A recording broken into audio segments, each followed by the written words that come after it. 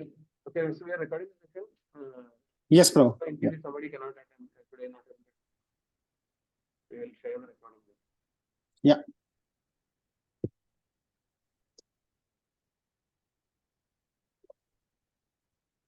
Okay, so we'll get started then.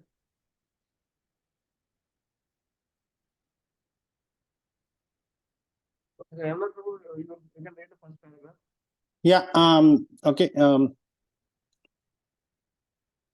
46, 5 Angas of Bhakti and importance of Holy Dham. Practice means employing our senses in some particular type of work. Therefore, devotional service in practice means utilizing our different sensory organs in service to Krishna. Some of the senses are meant for acquiring knowledge, and some are meant for executing the conclusions of our thinking, feeling, and willing. So, practice means employing both the mind and the senses in practical devotional service. The practice is not for developing something artificial. For example, a child learns or practices to walk. This walking is not unnatural. The walking capacity is there originally in the child, and simply by a little practice, he walks very nicely. Similarly, devotional service to the Supreme Lord is the natural instinct of every living entity. Even uncivilized men like the Aborigines offer their respectful obeisances to something wonderful exhibited by nature's law, and they appreciate that behind some wonderful exhibition or action there is something supreme. So this consciousness, though lying dormant in those who are mentally contaminated, is found in every living entity, and when purified, this is called Krishna consciousness. Shall I continue? No, let's go. There are certain prescribed methods for employing our senses and mind in such a way that our dormant consciousness for loving Krishna will be invoked, as much as the child with a little practice can begin to walk. One who has no basic walking capacity cannot walk by practice. Similarly, Krishna consciousness cannot be aroused simply by practice. Actually, there is no such practice.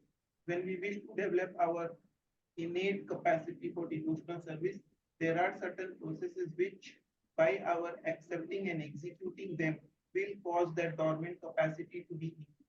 Such practice is called sadhana bhakti, Nectar of Devotion, chapter 2, page number 20.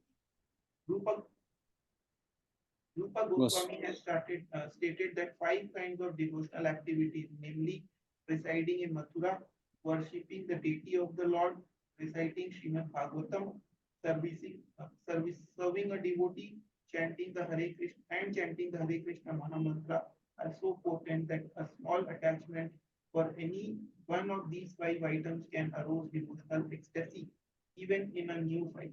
Nectar of Devotion, chapter 13, page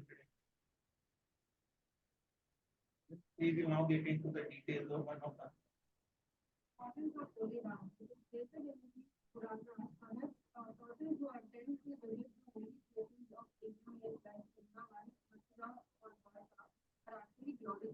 By so strongly ultimately, they can pass over the dangers of materialism. In the Hari Bhakti, there is a statement about the benefit of visiting the temples of Lord Krishna. As we have experienced previously in Vrindavan, Mathura, and Dwarka, the system is that all the devotees take advantage of visiting various temples situated in those locations. It is stated in the Hari Bhakti Gora, persons who are impressed by the devotional service in Krishna consciousness and who therefore go to see the beauties of Vishnu in the temple usually get released from anything other than the living house of Mother Dham. The conditioned soul forgets the trouble of living within the mother's womb during birth, but it is very peaceful and terrible experience.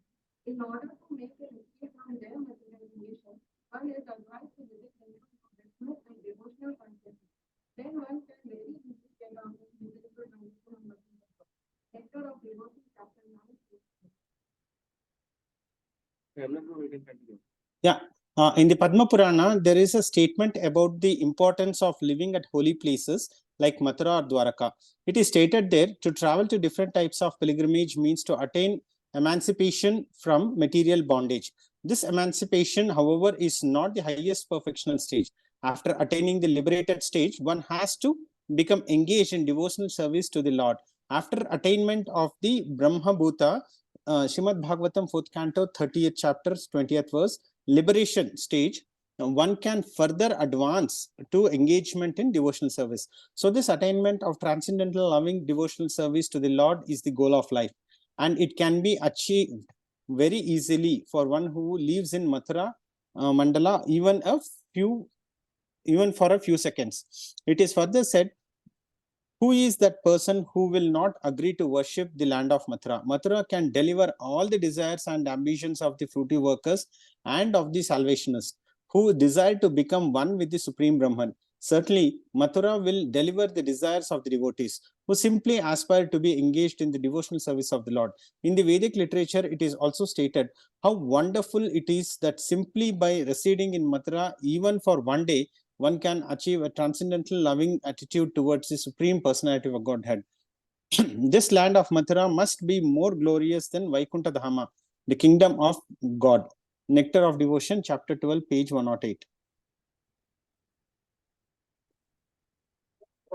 Is that land, say all the prizes or sages. Oh brother, one who resides in the land of Navadvipa is greatly fortunate. For he obtains pure love for Krishna. Whosoever goes at any point in time to visit Navadvipa becomes freed from all offenses.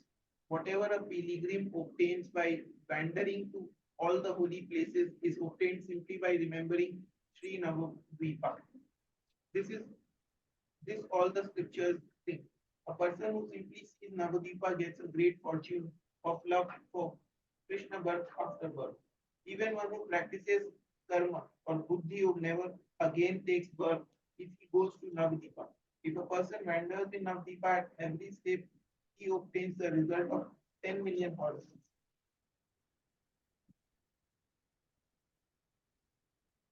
Sacrifices.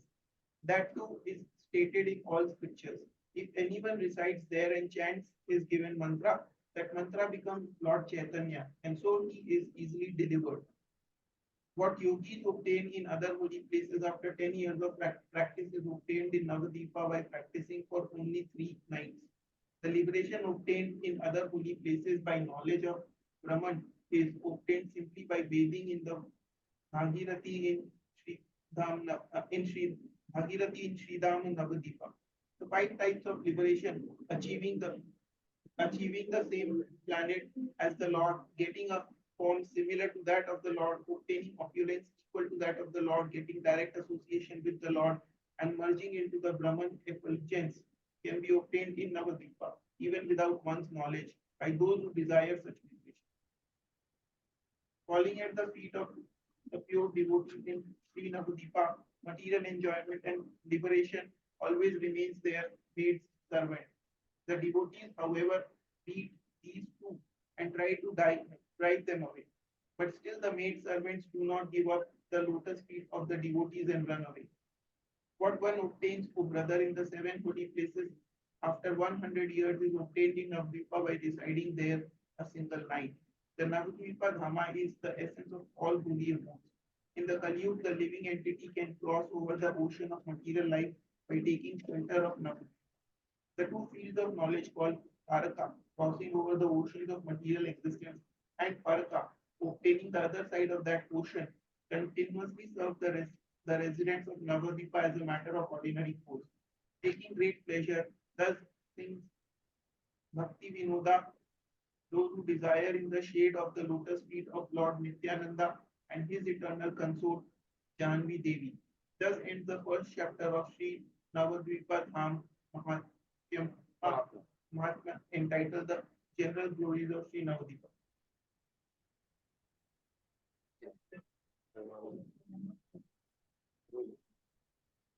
Navdeep Dham ki jai. We'll have icebreaker question. Maybe, but if you go to the point, you can just go through the point. Discovery, understanding. Is the essence.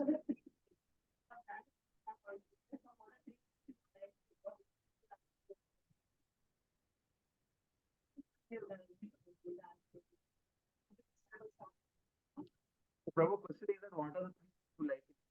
So, discovery, is it? No, this is the icebreaker. Which one, Prabhu? Sorry, it's breaking. Can you hear? Yeah, now I can hear. Icebreaker. Icebreaker. Okay. So, connected to this topic, Prabhu? No, no. This is supposed to be asked before the meeting.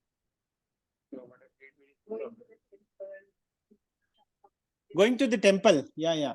So, Prabhu, actually, I just we read through, right? So in this scripture, it says going to Navadvipa is good enough, and we will earn so much of credits that is equivalent to like millions of births. So similar statements are actually found in a lot of holy places, pilgrimage places.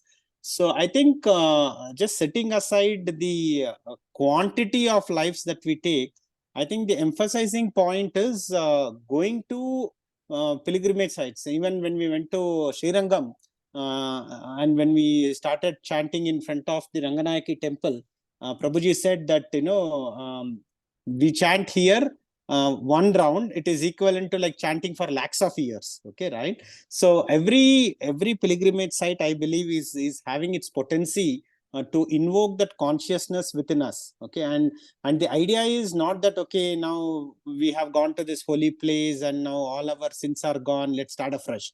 So it's never the intention. Okay, and first of all, there should be some trust when scriptures give such statements. Okay, should not be mechanical. Okay, fine, I'll do sins and then I'll go to Navadvip, or I'll go to Srirangam, or I'll go to Tirupati or wherever, then I'll wash off and come back and then start again. That should never be the action. That is even more a bigger sin of something thinking like that.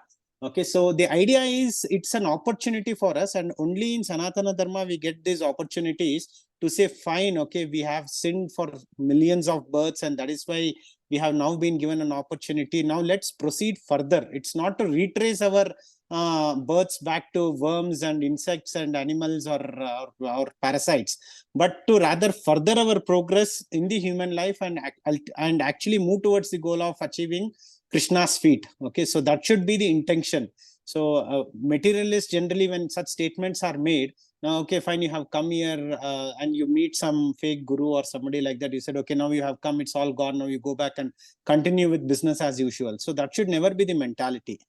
That's what I feel. So whenever we are going to such places, we should say okay, fine, now I have got another opportunity, so whatever known unknown sins that we have committed, let's go further. So if the journey, if you are going from India to America, every step should be towards going towards America. It's okay, okay, fine, you have gone back, now again you go back to your base airport and start again.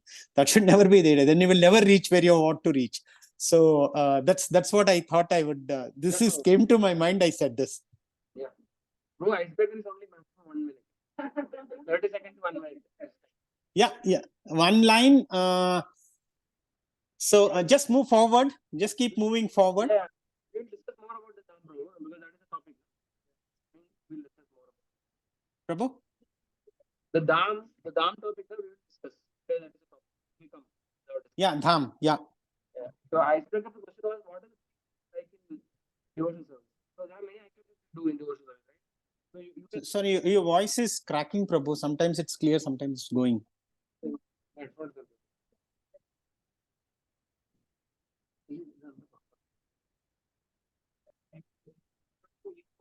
Headphones. Okay, we'll start from here. Actually. You can Yeah. what are the 3 things you like most?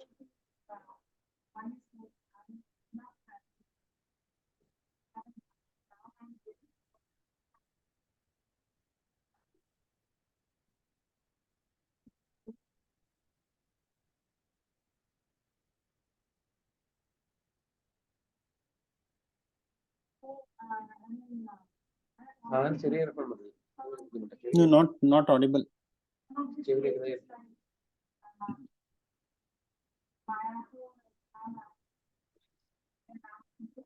Then what is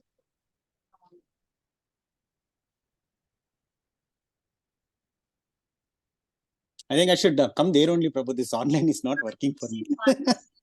Yes. I think South Bengal. But yeah, so that is something which I have done, and I would love to explain more.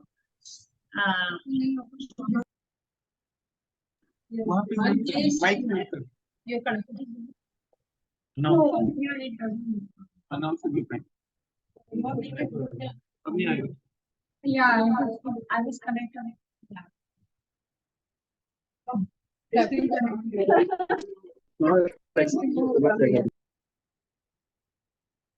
It's gone on mute.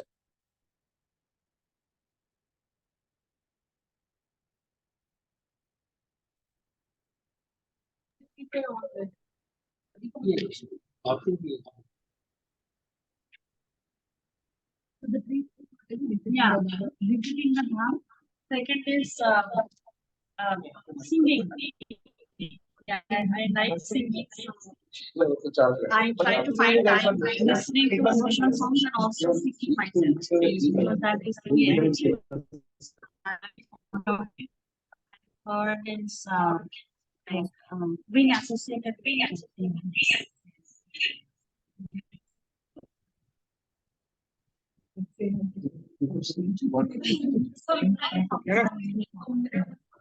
Now you can hear Prabhuji. Now it is clear. Now it's very clear. Yeah.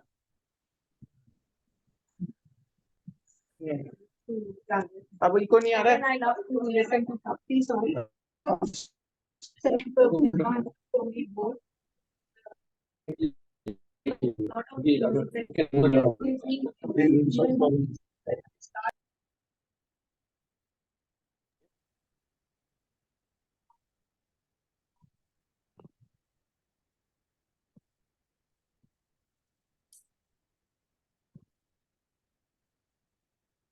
Hello. Yeah.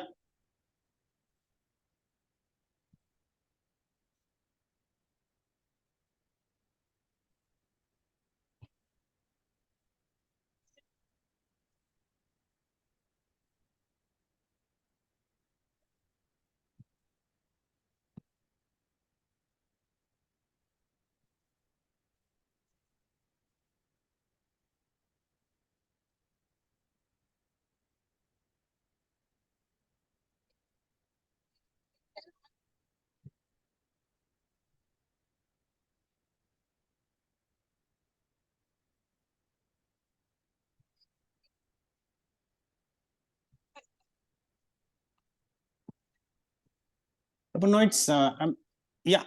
You should talk into the mic. Is it audible now, Prabhuji? Very, very clear. Very clear. Playing with my friends. Okay, very nice. Three things. First is chant Hare Krishna Maha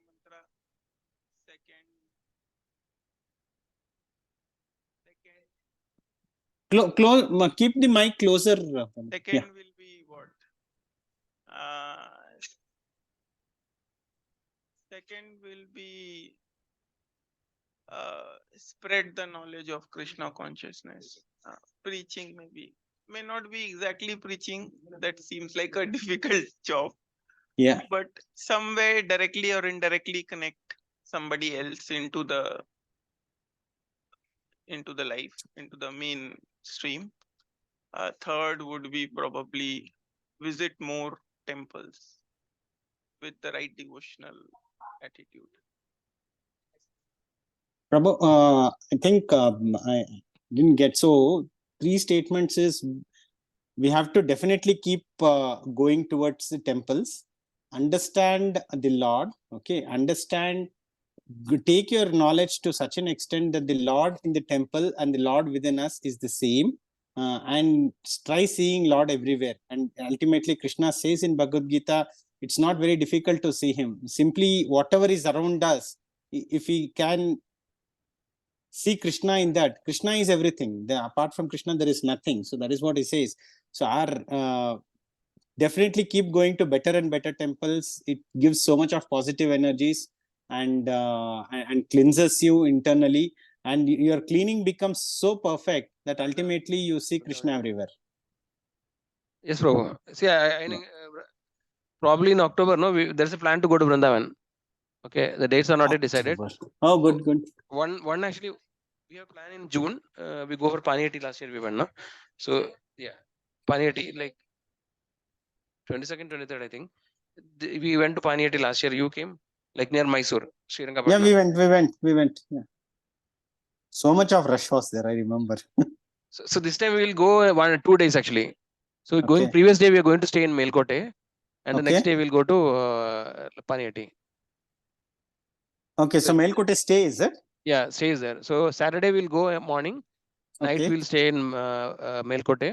Next day Okay. we'll go to Srirangapatna, and then we'll go to this place, Gosai Ghat. Gosai Ghat where actually we Okay, have okay. this. But similar, everybody, Prabhu, or is it a smaller team? No, this is our from our Sarjapur center.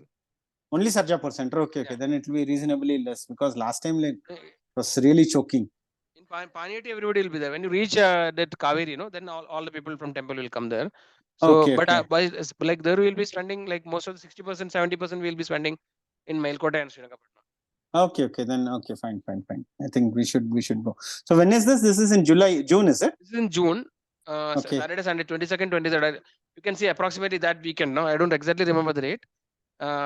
And the other October and Vrindavan Yatra, we have not decided the dates. Okay, okay. June 22nd is No. Saturday and 23rd Yeah, it will be is 1 week. Sunday. Yeah. Yeah. Good, Prabhu. I think we can go. Saturday, Sunday is never a challenge. But Vrindavan should be more, no? It may not happen in 2 days. Vrindavan is 1 week. It will be around 1 week. That's a challenge. So let's October we'll Normally, have to they'll explore. plan in the vacation time, some Dasara or something like that. They are seeing. We'll see. Try to see that. Sure, Anyway, Prabhu. Sure, Prabhu. We have time. We'll come to the point topic. Hmm. So everybody has read it, na? We read it already. Yeah. So we'll try to find the answers for the questions. Okay. So first question is, what is practical devotional service? So we have to answer from the material. In the material, it will be there. Yeah. What is practical devotional service? Engaging mind and soul. That's what it says. Yes, you can read it, Prabhu. Okay. 1 minute.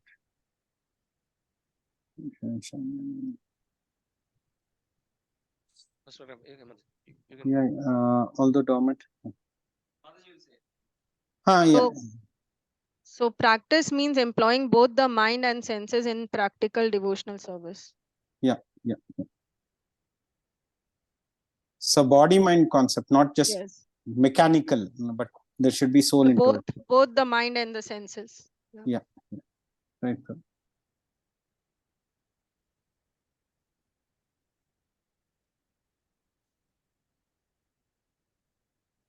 So That is. the devotional service to Supreme is the natural instinct. I mean, my basic understanding is when you actually deploy both your body and mind into it, then what you're doing physically, you're also doing mentally. Like, for example, as we say, no, I might be chanting the Maha Mantra, but if my mind is somewhere else, then it's of no use. So the real practical devotional service is that when you actually do, you mentally also do. That is where I think it will be the right way of doing it. Very right. They chant different mantras, After chanting the mantra, they'll think, oh, whether I chanted this mantra today, because it happens mechanically, So most of the time our senses are not there, So yeah, this is very, very important. That is the actual practice when we employ our mind also in the activity. And even it is said that the acharyas are saying, in this Kali Yuga, we can do mental worship of the Lord. That is as accepted as the real worship. So that is other. It is not in this, but I have heard that. Important is that we have to understand that devotional service is not theoretical. Because if you look at not many people, if you tell them, no, so they will say, okay, Bhagavan hai, they won't do anything practically, right?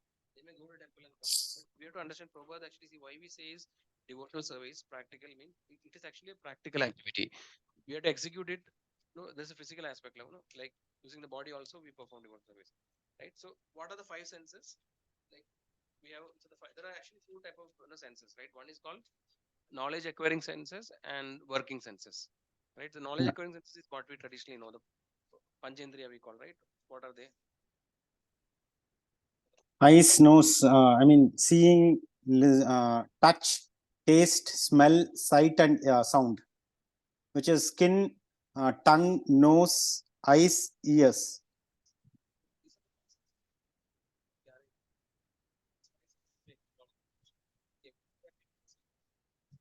Right? So these are the five senses.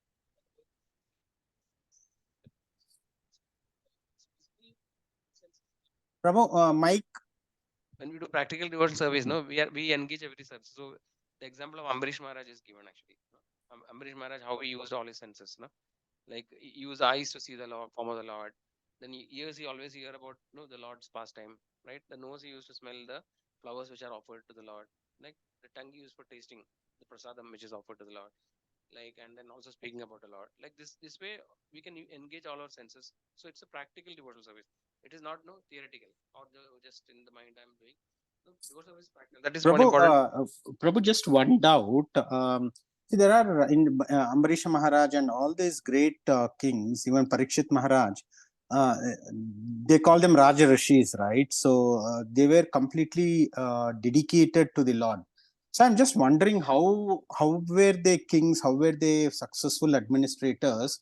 Because it is see, for our level, we may not be able to understand how they were doing whatever they were doing. Now if somebody is always into devotional service, how is he executing his normal duties? Like if you are a king, if you are an emperor of the whole planet, you may have million other things, but of course you will draw some time and you can do a dedicated service to the Lord. You can do the practice, you can see, you can listen about him, you can talk about him. Yes, that is, I'm not telling it is not possible, it is very practical. But how was he always able to do it? That is the question. So 24 hours, if he was able to do it, that is what scriptures say. He was always, Ambarisha Maharaj was always dedicated to Lord. But then how was he managing the other affairs? That's a, see, as a king, you may be Yeah, bro, attacked, you have to go and fight. I'll try to answer. So, bro, basically, it Yeah. is because the Lord is with them. See, the Lord is all powerful and he can do everything, right? So when somebody see, actually, king is called a Naradeva. King is a representative of the Lord, no, in the material world, right? So ideal king should be a representative of the Lord. And when actually the devotees of the Lord are actually ruling the kingdom, then actually the Lord is pleased. See, basically so it is mentioned that when Parishit Maharaj was ruling the kingdom, right? Or Yudhishthira Maharaj was ruling the kingdom. He was actually the emperor of the entire world, right? Not only this particular, the entire world.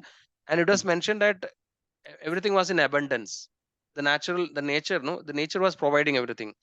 There was no natural calamities. The seasons were favorable. The people did not have distress. So basically, it is mentioned because the Lord. See, ultimately, when the Lord is pleased, everybody else is pleased. Yasmin tushte jagat tushtam. So the idea of it's like watering the root.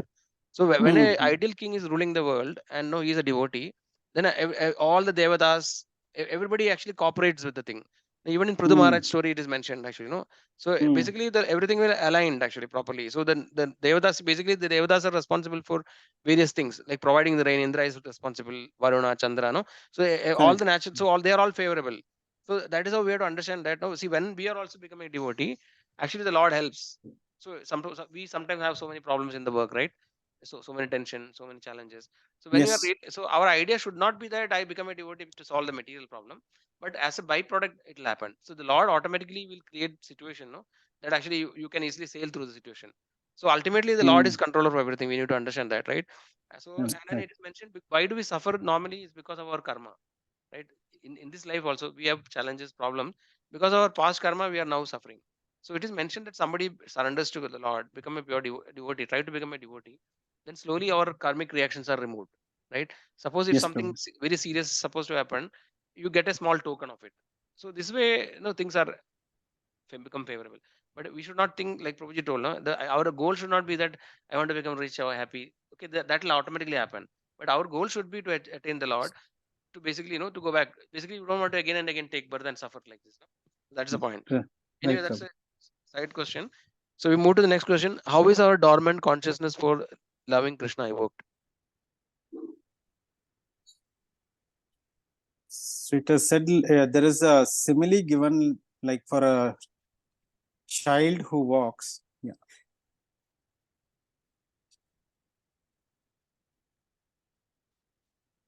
There are certain prescribed methods for employing our senses and mind in such a way that our dormant consciousness for loving Krishna will be invoked, as much as the child with a little practice can begin to Mm. walk. Yeah.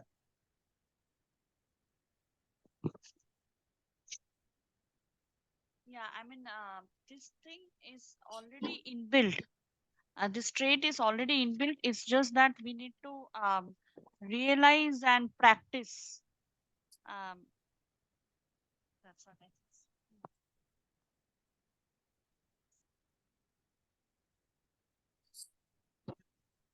Such practice is called uh, sadhana bhakti. So basically, first for us to invoke the dormant skills would be first to accept Krishna as the supreme authority, and then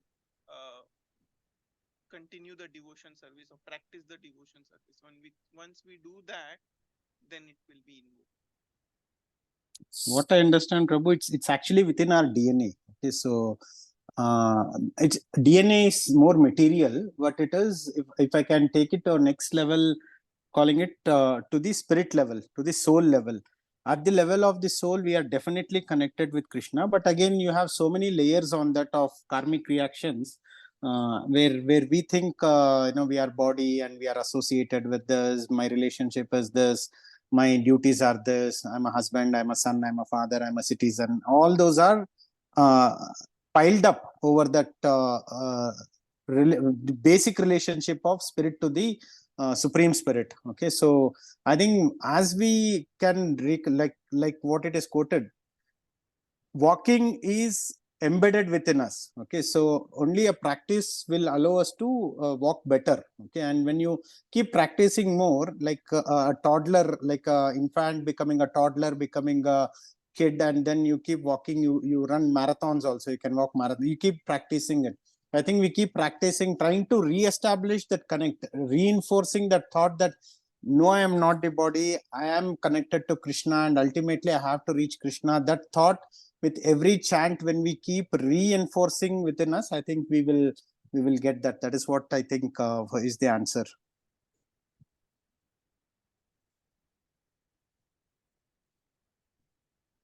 Prabhupada used to say, see, like these foreign people, they don't know about Krishna only. So, but Yeah. when he went and he started, when they started chanting the Hare Krishna mantra, that automatically the Krishna consciousness, which is dormant in their heart, it arose. Yeah. So it has to be, it was in a sleeping state actually, by chanting the Hare Krishna mantra, it got woke up. So it is Yes. there. If it is not there, we cannot make a person to Krishna consciousness. So Prabhupada Yes. says that everyone is a person, everyone is a devotee. Even for a drunkard also, he'll say he is a devotee, but now it is dormant, or it Dormant. is in the sleeping state, So devote people, the missionary work has to do to arouse that, wake up that. Yeah. Yes. Yeah. Yeah. That's what preaching is very, very important. There are different layers of covering of the living entity. No? Remember, Nikhil, bro, we Yeah. discussed.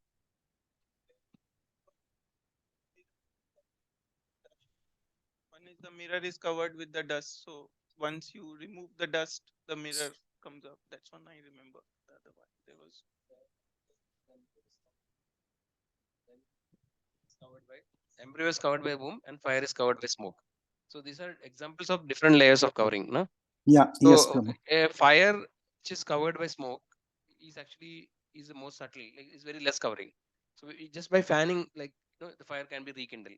So this is like the human beings. The human beings are the consciousness is more aroused. No? In the sense it is less covering. Then next is actually what are the things like yeah, mirror covered by dust.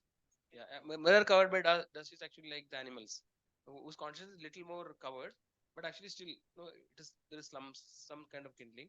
And the embryo covered by womb is like the very gross, like the trees, the trees which doesn't move, right? Their consciousness is very very much covered. So like that. So basically, even the living entities like human beings also different based on our past karma and past what you call conditioning. No? The extent of covering is different. So for some people who has already done some spiritual activity, it is very easy for them to start again. right? Because they already revived it to some extent. So it'll be a very, they'll take it like just like fish taking to the water. No, it becomes very natural for them. But if your Yeah. covering is much more, then I think you need to put much more effort, to revive the concept. But it is there. So it is mentioned that Jivara Swarup Hoy Krishna Nidyadas.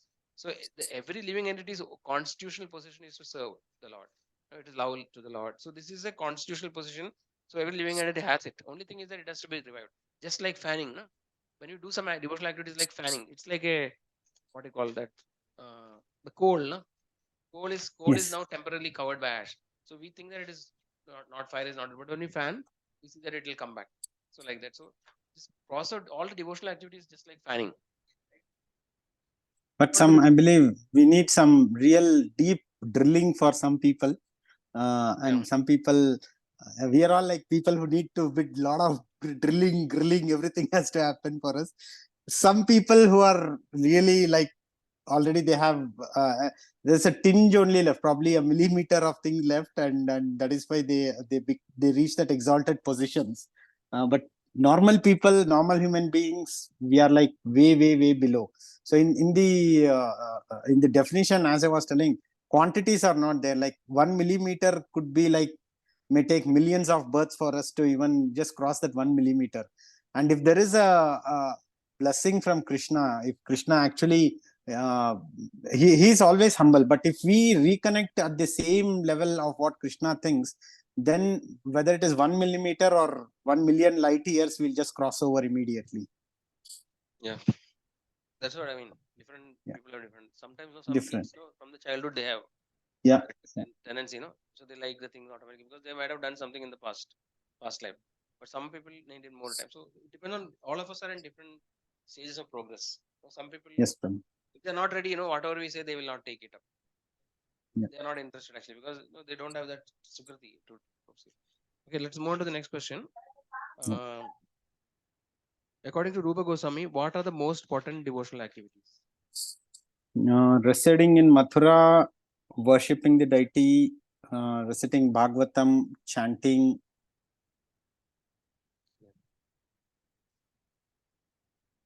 Yes. serving the devotee. Yeah. These 5 angas we will discuss more. So today we'll discuss about Madhuravas. Mostly it's about the first anga, Madhuravas. Then actually the other things will come in the future. But I think in principle everybody understood the 5 things, right? It's all straight. Clear. So serving devotee is a very important aspect. Vaishnava Seva, similarly Bhagavata Seva. Bhagavata Seva is reading Srimad Bhagavatam. Vaishnava Seva is like serving a devotee. A devotee, see, Bhagavat means that which is connected with Bhagavan is Bhagavat. So Bhagavat actually is the book Bhagavatam, right? We have, and a person Bhagavatam. So that is Bhagavatam. So person Bhagavata, that book, yeah. So a person who is a pure devotee of the Lord, no, he also can give you the same benefit as like associating the book Bhagavatam and associating person Bhagavatam can give you the same result. Right? It can purify us, it can deliver us from the condition situation. So serving a Vaishnava is one of the Angas of Bhakti. And then reading Srimad Bhagavatam is. So you can remember Bhagavata Seva, there are 2 parts. So that way you can remember 2 Angas. So serving book Bhagavata and serving person Bhagavata. Then actually Mathuravas, reciting Mathuravas is represented. Mathura is one of the most holiest place. So we are calling Mathura, but it meant staying in any holy place. Any holy dham is like one of the Anga of Bhakti. Right? So 3 ho gaya, na? फिर बाद में like chanting the holy names, and what is the other one? Last one. Worshipping the deity. Deity worship, right? Having deity at home, taking care of the deity, considering deity is to be part of the house. So, like if I ask you how many members are at your home, you will say 4, because 3 plus 1. So deity is also a person. So if you consider the deity like that, then actually then we can develop the relationship with the Bhagavan, slowly. So that is also an important Anga. So doing any one of the activity of you, also if you are able to do it perfectly, that alone is sufficient to actually deliver us. Right? But if you do more of them, then the chances are increasing. Next question. Why is it necessary to go on a pilgrimage to holy place? How does it differ from visiting other place?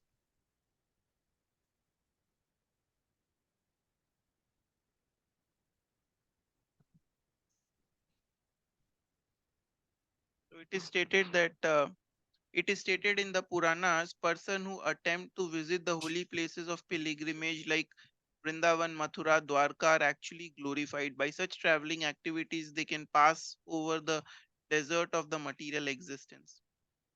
In the Hari Bhakta Subodhaya, there is a statement about the benefit of visiting the temples of Lord Krishna. As we have explained previously, in Vrindavan, Mathura, and Dwarka, the system is that all the devotees take the advantage of visiting various temples situated in those holy places.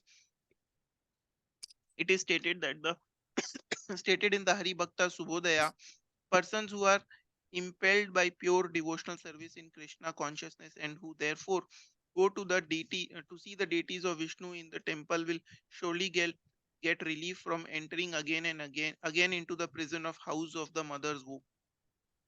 The conditioned soul forgets. Okay. So basically it says that if you continue to visit the holy places, you get the benefit of getting relief from the cycle of birth and life. How is it different from visiting the other places? Because in the holy places you have the existence of Lord in a more potent form rather than visiting other places where you do have existence of Lord but may not be in that potent form. Basically, the intention of going to any of these places, you psychologically carry an intention to go any places. Right now, you want to go to Tirupati, there is a devotional vibe. You want to go to Mathura, Kashi, any of these places, you go there with a devotional vibe. But you don't go with a devotional vibe to a Goa or a Uti. Okay, right? So when you go to such places, when you go to such places, your intention or your mood is more passion and more sensual enjoyment, right? So every place has its vibes. Okay, so some places are in sattvic mode, like all the pilgrimage sites and all. Some are in passion and some are in ignorance. Now you go to some war-based region. Okay, so you go to a Gaza Strip now. Okay, it's in a completely negative vibe. So you don't go there, so obviously you understand when you step in the vibes that you're getting. Okay, and what is the vibe that you want? You want a vibe which will deliver you and it'll avoid you to get into another mother's womb, right? So if that is the intention, obviously when we go to such holy dhams, we get that vibes of liberation. Okay, we get more clarity into our thoughts. We can prioritize our requirements properly, and spiritual quotient is where it gives that positivity. Sitting at home, 100 chants, 100 rounds of chanting, good. But if you are going to a holy dham, doing one round of chant, we have all experienced that when especially when I went to Rameshwaram, I went to Srirangam, Tirupati also recently, I could do 36 rounds in Tirupati continuously. Okay, so just being in Tirumala hill can help you. Just no disturbance, no other thought will come. Aram se you can sit and keep chanting one round after another, one round after another, one round after another. You don't even feel. I just did 36 rounds there. I'm still shocked how I could do that. Okay, so that is the environment that you will get. Okay, so we all work in different offices, right? So you create an environment. Even the morning programs also, Prabhu. Today, Yeah. Vyasajira Prabhu was telling, no, morning, if we sit at home, the same time, actually, we cannot, do 1 or 2 mala.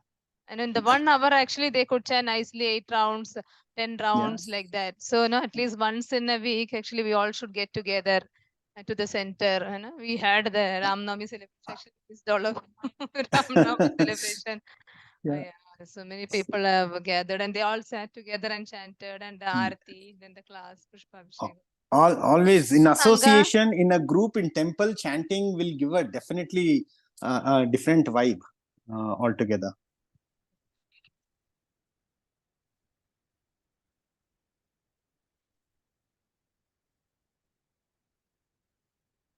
Here it is mentioned, by such traveling activities, they can pass over the desert of material existence.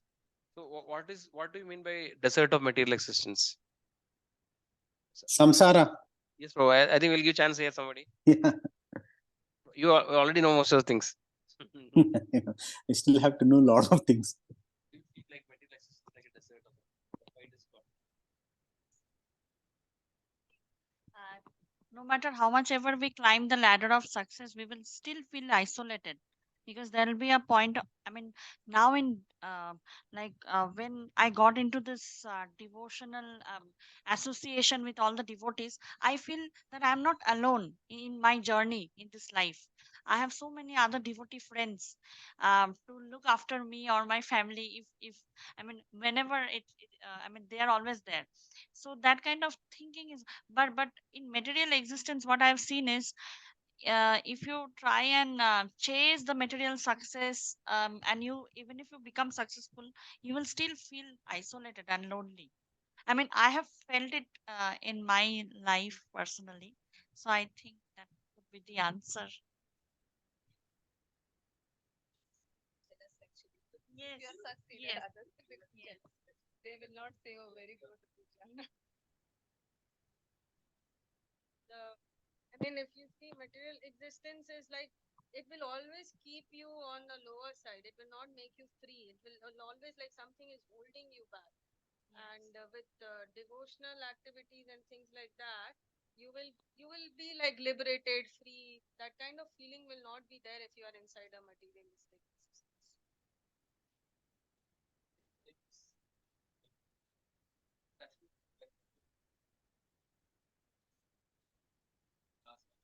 These places, no?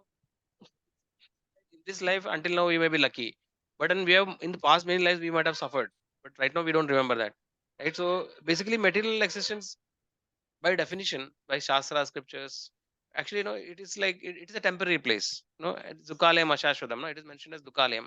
So we cannot expect that like we can be always happy here. Sometimes temporarily we may be happy, and also this also means in desert there is this mariji, na? What is it called? Mirage. Mirage, You mirage. always think that okay, no, I will achieve something, I'll go, but by the time you reach it, it'll again go. So basically, it's like we are chasing something, which actually cannot be fully achieved. So that is why. So material existence is considered sometimes like a desert. Sometimes it is considered like an ocean. It's called Bhavambuddha, Bhavambudhi. No? Samsara Sagara we call, right? Samsara Sagara. What does it mean? What is ocean is something which is unsurmountable. No? It's very difficult to cross the ocean. Like by swimming, nobody can cross it. So we need a proper boat. No, that the example we discussed many times. You remember the example of boat? Anchored boat, Prabhu. Boat where all of the devotees are together, and uh, when I mean together, you continue to go on the boat, and you reach the destination. Whereas if you are alone, you might not be able to kind of push the boat towards. There was an analogy of boat actually. So there are more things. There's a captain of the boat, then there are the wings. I don't remember. Don't remember that. Hemnath Prabhu, you remember the analogy of boat? Where actually there's a Boat. captain, there's a wind. Yeah, the captain knows the way to anchor the boat properly, and Who is the captain? captain is the guru. Yes. So Yeah, and what is a captain the boat? guru. And I don't remember this, Prabhu.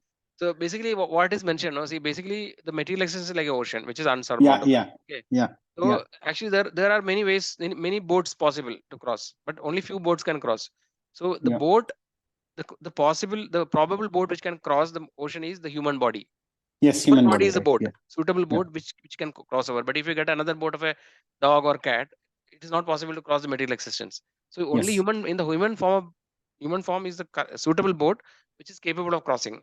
But the boat is not enough. You need a proper captain, right? The captain is the guru. Spiritual master is the captain of the boat, and the favorable winds are the scriptures. The scriptures actually gives us the direction to go, right? Yes. So the scriptures are compared to the winds which are favorable. So traditionally, the boat used to sail with the wind, right? There's Yeah. a that thing was there, no? Or I don't know what is Yeah. it Yeah. called, that must and all those things, right? Yachts. That. Yeah, yeah. So Yachts, yeah. basically that is analogy given actually, So the material existence is like an ocean, then the boat is a suitable human body is a suitable boat, which you very rarely get actually. After so many lifetime, we get a human birth. So that Yeah. is why it is a rarely obtained boat. But boat alone is not sufficient. We need the captain and the wind, right? So all these things when it comes together, then actually there's a chance of crossing this material existence. Otherwise, it's unsurmountable. So references also are there, right, Prabhu? What rightly what you said, Krishna says in Bhagavad Gita that this is an ocean, and and only he can help us. Okay, and even Shankaracharya says in Bhajagovindam that iha samsare bahudukkare kripaya pare pahi murare. So only Murari can give you that kripa to cross over, and Yes. it's very straight and simple. Iha samsare bahudukkare. Now samsara not necessarily means, a lot of people think samsara is a family, wife, children, husband. That is samsara. No, the moment a soul takes gets into a sperm to a womb, and then that is where the material existence starts. Now, it not necessarily be in this planet, it can be anywhere within this material universe. So this whole material universe is a problem. It's not that samsara means my wife, my children, that is samsara. No, a lot of people have this notion that my family is my samsara. No, the samsara is the whole material universe. You can be anywhere within this material creation. This is a samsara, and it's a loop. It goes on and on and on. And bahudukkare, they are telling it is having a lot of distress, it is having a lot of pain. And how do you get out of this pain? Kripaya pare pahi murare. So only you pray to Murari, then he will give you the kripa, then you will get over, which your guru will let you know. Yes, Prabhu. Right. So yeah. Right. Thanks. Yeah. We'll move on to the next question. Yeah. Is being liberated from material world the ultimate? Okay. Why? Why not? What do you think actually? So is being liberated. So we need to understand what difference between liberation and like something which is higher. Mm-hmm. So what do you think, Bhagwan Nikhil?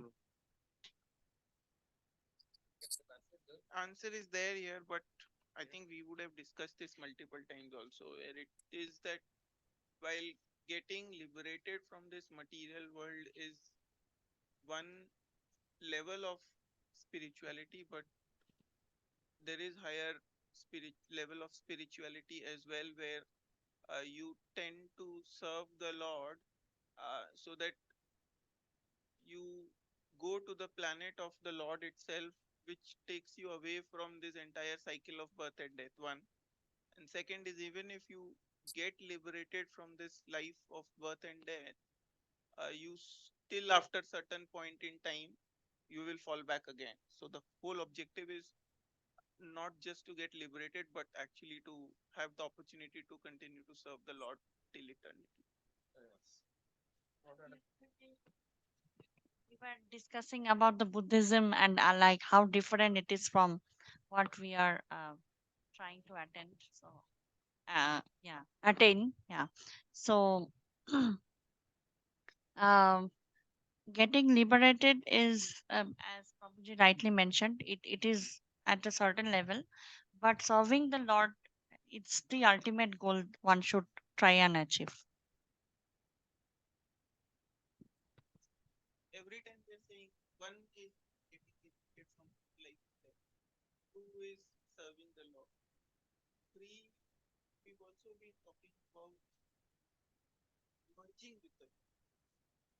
Right now, the question is that also one way of looking at it, that serving Lord is one piece of it, but it's always been said, right? If Lord has unlimited opinion,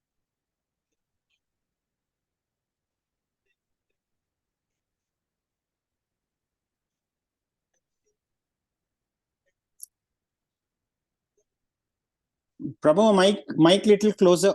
I'm just mingling with the Lord in a way that there is no difference between me and Lord after some point in time, and I'm kind of non-existent then. Yeah, see, basically there are 5 types of liberation. No?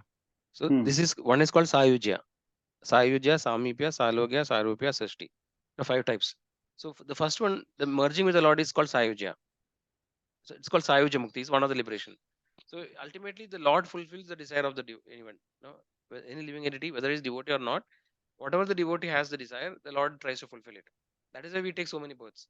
Right? The Lord is situated as Paramatma in everybody's heart, and He watches. These are the so He makes a list. Okay, now He wants to do this. Everything is not possible in this life because you don't have the karma, right? So another, you will create another birth. So like that, you keep on going on and on and on. So we have desires, and Lord fulfills.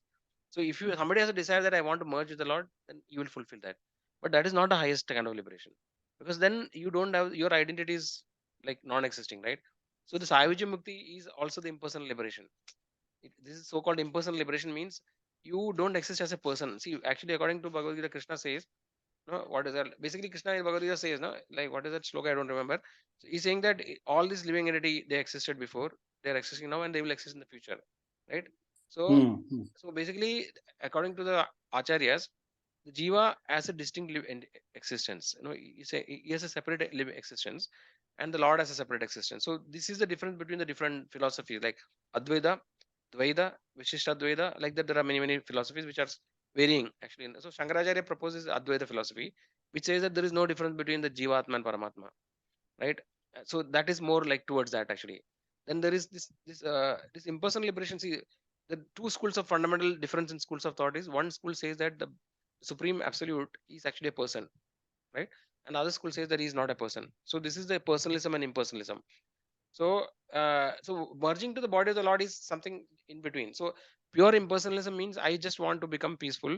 No, I want to like I don't want to exist. No, and then I want to merge like with the Brahman. So this is impersonalism. So this also like many of these people, know Brahma Kumaris, and they all like the people who are behind the path of meditation, right?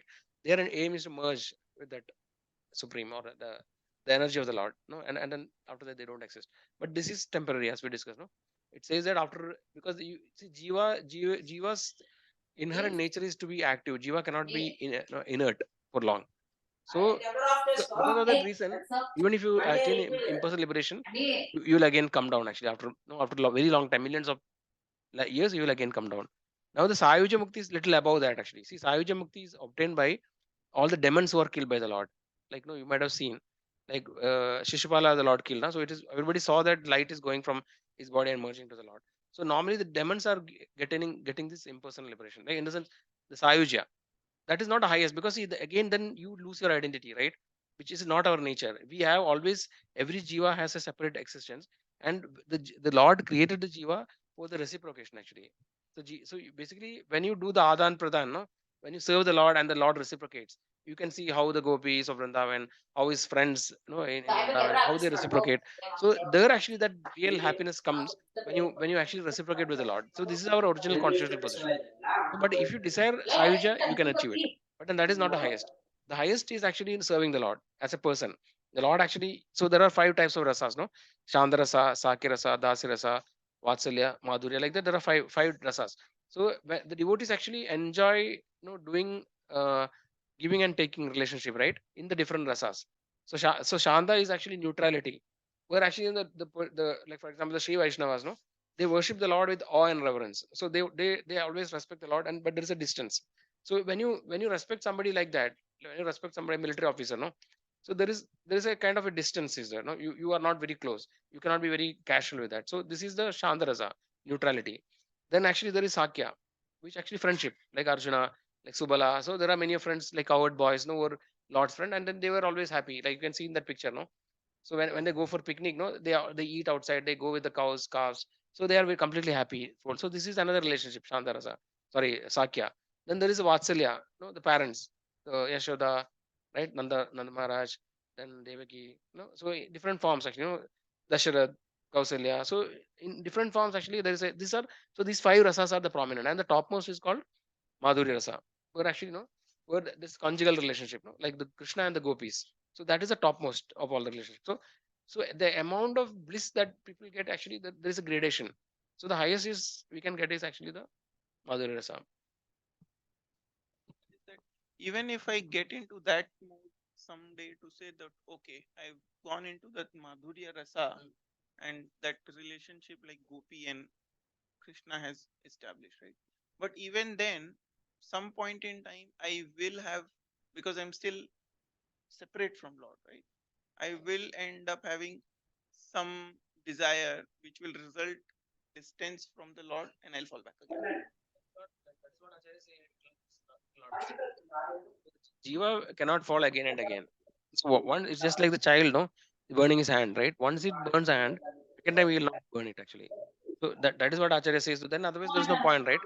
If you do all these things and then go back, and again if you have to fall, then there is no point in doing it.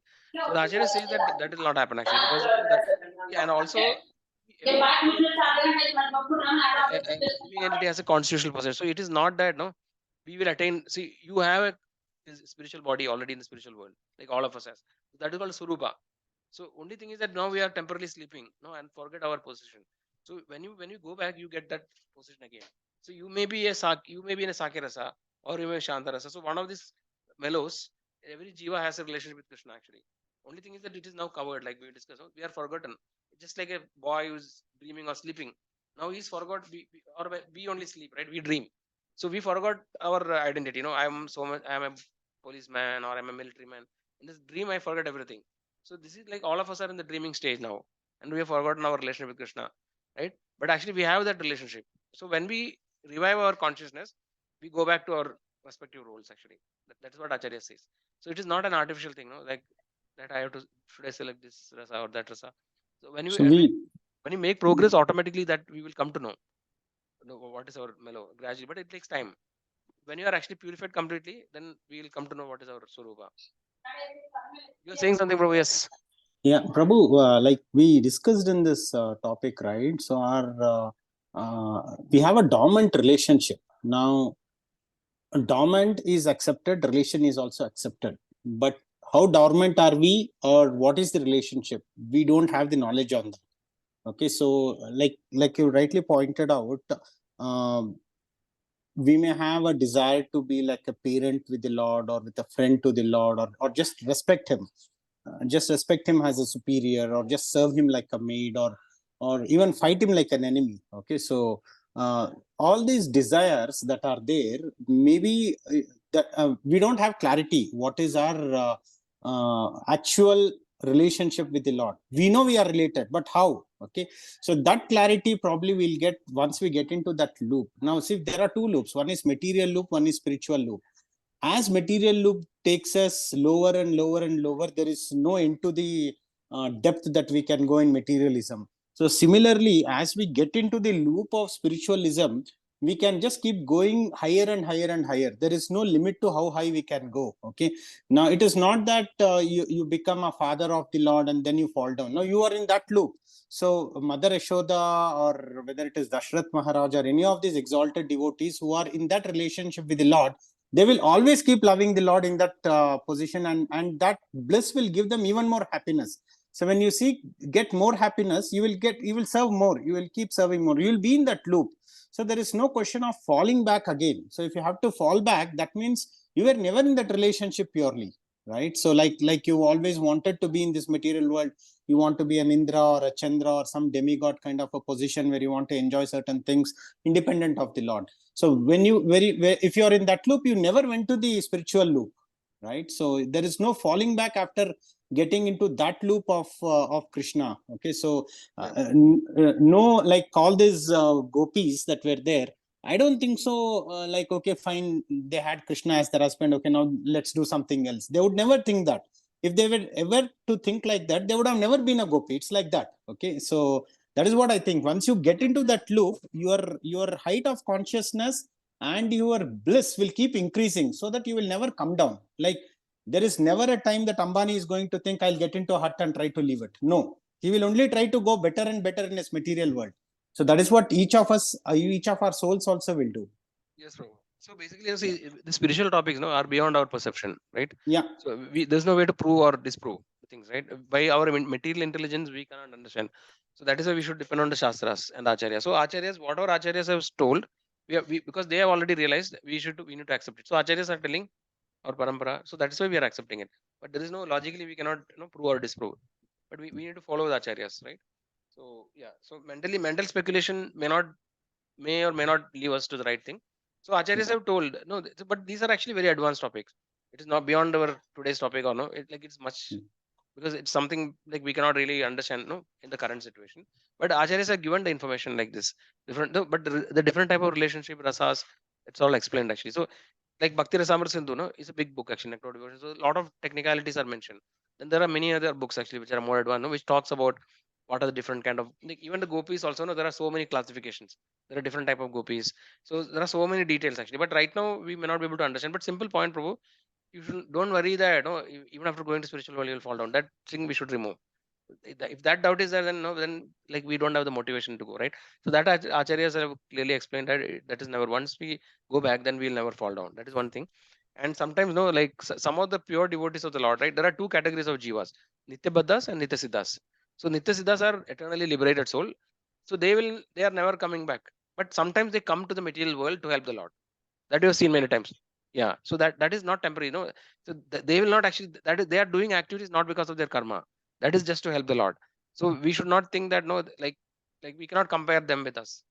So they may come from the spiritual world just to help, like Prabhupada or a previous acharyas, like Goswamis of Vrindavan. They are all associates of Radharani, Manjari. So they are coming here just to play, like just like a drama. No, see somebody may be like a Narendra Modi or somebody. No, in a drama he may act as a labor, but then we should not think that he is a labor, right? So similarly, the exalted devotees sometimes come to the material world just to help the Lord, and then they may also play the role. They may play a role of suffering in the material world, like Haridas Thakur example is there. So that we should understand. No? All these things we can only understand from the acharyas. Because acharyas know that okay, who are these living entities. So like that, it's okay. But Yes, I think Prabhu. some of the things it will take a lot of time to understand, like in the sense to realize it. When we tell something, no, intellectually we may understand it what it is, but then to really that to sink in the heart, no, and to really realize that actually it's a lifetime of this thing. When we become more and more purified, all these things Krishna will reveal in the heart, right? We cannot like read more guide and books and try to get into it. It's difficult actually. We have to serve Vaishnavas. See, when you make progress in spiritual life, no, by executing the 5 angas of bhakti, then actually slowly, Lord or directly, things will be revealed in the heart. We don't have to separately endeavor. Okay, let's move on in the interest of time. What are the 5 tests of liberation I already discussed? Okay, what is the result of doing any one of the 5 items of devotional service? It's a short answers, but you have to say understanding what does it mean. Anybody got the answer? Can liberate us any of the services. Yeah.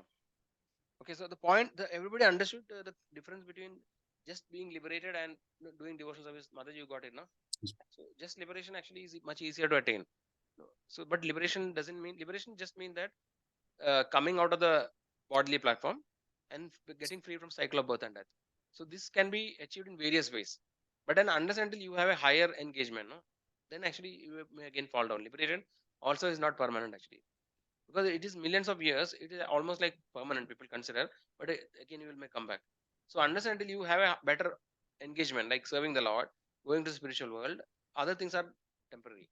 And the Acharya says that when one who is a devotee of the Lord, the liberation is like a byproduct. We are not really looking for liberation. It automatically happens. Because unless until liberation happens, you cannot serve the Lord. Right. So we don't have to really worry about. So that's what somewhere is mentioned. No, it is mentioned that the liberation and material comfort, it will be like maid servant. No? They will be like maid servant, like asking you, sir, what can I do for you? Like that they will be. But then the devotee will say, no, no, I am not interested. Actually, I have something I have to do. So we don't have to worry about like other things. It will automatically happen. Okay, so so this is an important concept because normal people, they don't understand the difference. They will say, okay, mukti मिल गया तो हो गया बस और कुछ नहीं है. But mukti में भी और ज़्यादा details है उसका कि किस तरह का मुक्ति है, उसके बाद क्या हो रहा है. That people doesn't know much actually. So that is why we need to have, we need to read scriptures and understand more acharyas. Okay, let's move on.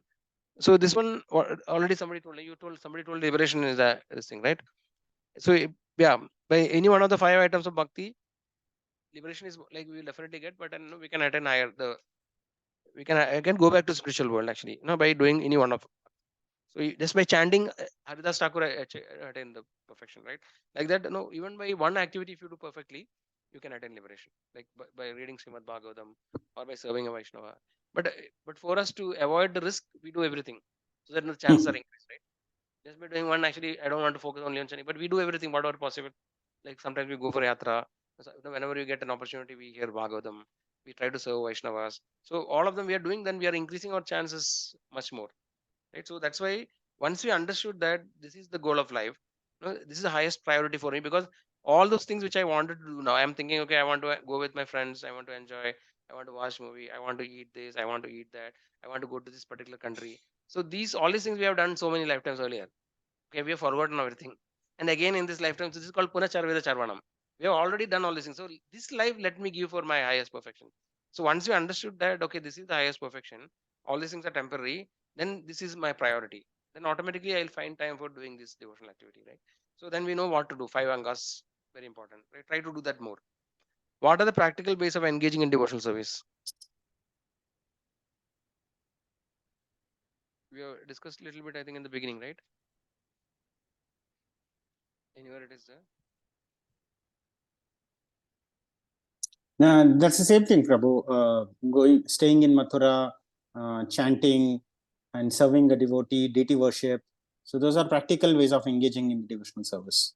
We understood how the senses can be engaged, right? So Yes, yes. like that. So basically, and try to engage all our senses. When we engage our senses in the Lord, then our senses will not be attracted to material temporary. Yeah, body and mind engagement in the spiritual service. Right? So automatically, we don't have to see. We don't have to separately try to give up something.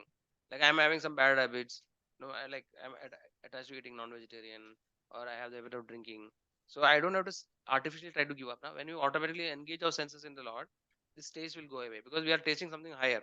So this taste will we don't have to separately try to give up. It will automatically go away. So that is very important actually. What is the benefit of visiting a Vishnu temple?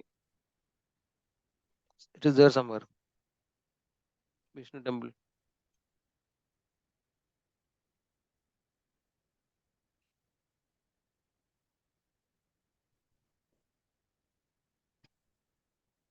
Persons who are impelled by pure devotional service in Krishna consciousness and who therefore go to see the deities of Vishnu in temple will surely get.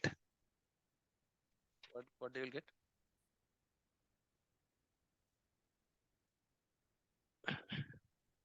Get relief from entering again into the prison house of mother's womb. Yeah. The paragraph is there. You got it? First page. Second page, importance of Holy Dham. What are the glories of Mathura? What is the Mahatmya of Navadvipa? So, okay, can somebody read the glories of Mathura and Navadvip? So generally, any holy dham, no, they say that whatever spiritual thing we do, we get 1,000 times benefit. So what we normally do in Bangalore, for example, and you go to a holy, so we chant one round here, and chant one round in Mathura or Vrindavan. So that there is like it is equivalent to chanting 1,000 rounds. So like that, and every step you take in a dham, it is like doing hundreds of Ashwamedha yagyas. So Ashwamedha, olden time, the kings used to used to do Ashwamedha yagya. That is one of the highest things we can achieve in material level, right? So that benefit you can get by just by stepping. Each step you are getting that benefit. This is 1 crore, 10 million horse sacrifices. It's 1 crore horse sacrifices. So basically, there is one more thing. See, there are some offenses against the holy names, right? 10 offenses of holy name. Similarly, here actually, yeah. So yes, like not disobeying the orders of spiritual master. So basically, for the Dham also there are some offenses. No, we'll read it.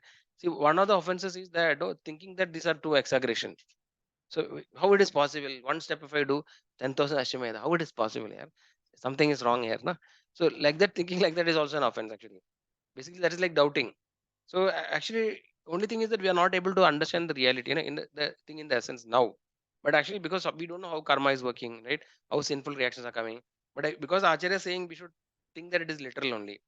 It is not an exaggeration. We should not think that. But naturally, everybody will have the tendency. Even I also used to think how it is possible. No? Even I'm thinking.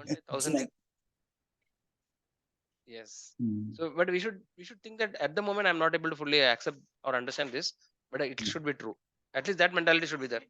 Yes. Yeah.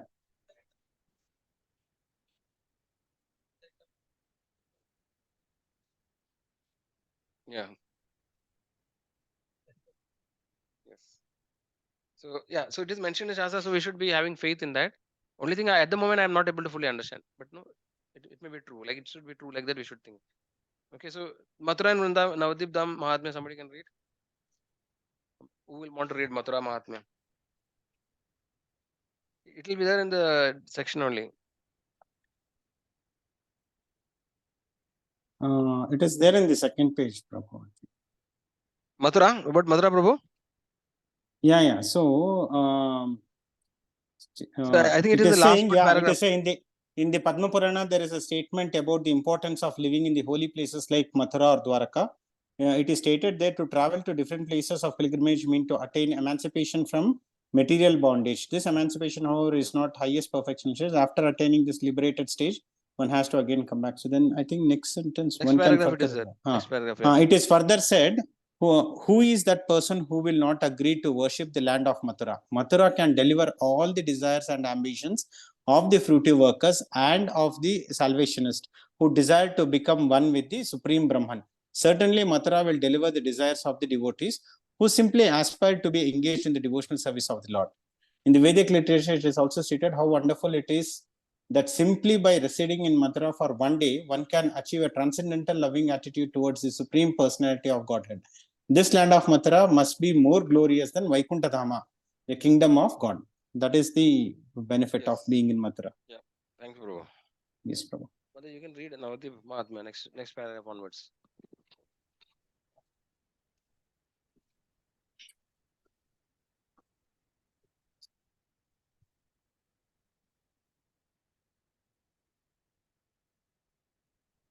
Uh,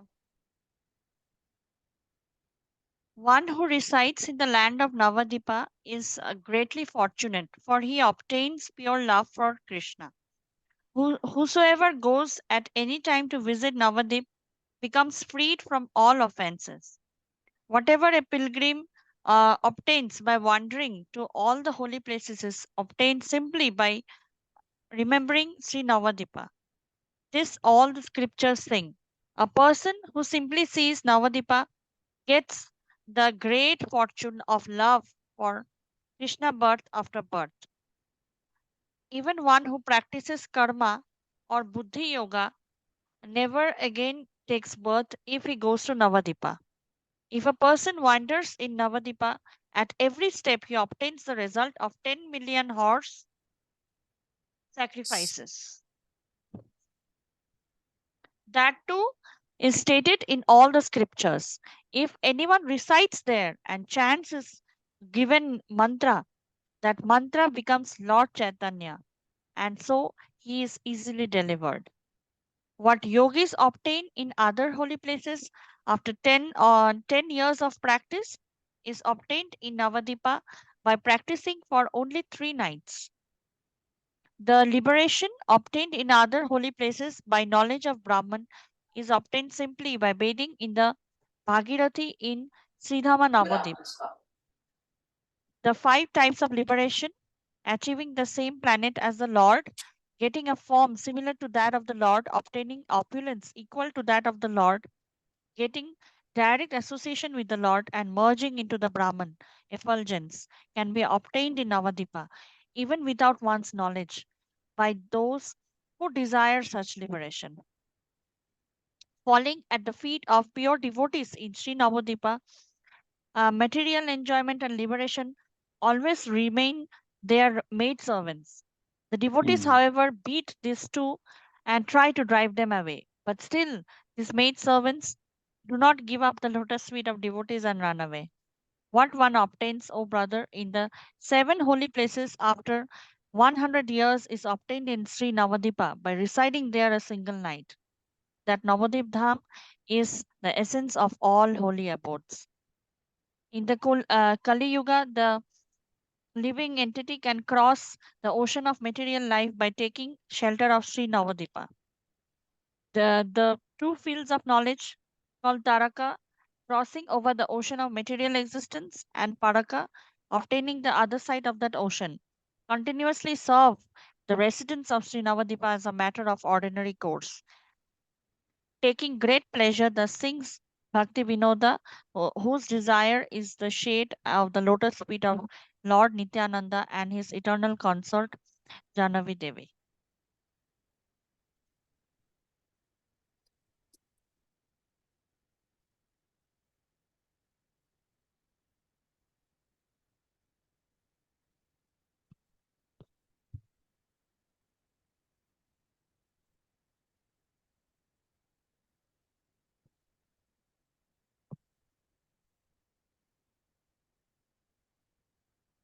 Sri Bhakti Yoga Taraka has listed 10 offenses against the holy dharma that we must carefully avoid in order to desire the full benefit from our visit or to reside in that holy dharma. Firstly, to disrespect one spiritual master who reveals the dharma to the disciple, dharma to the disciple. Second, to think that the holy dharma is temporary. Third, to commit violence towards any of the residents of the holy dharma or to any of the pilgrims who come there, or to think that they are ordinary people. Sri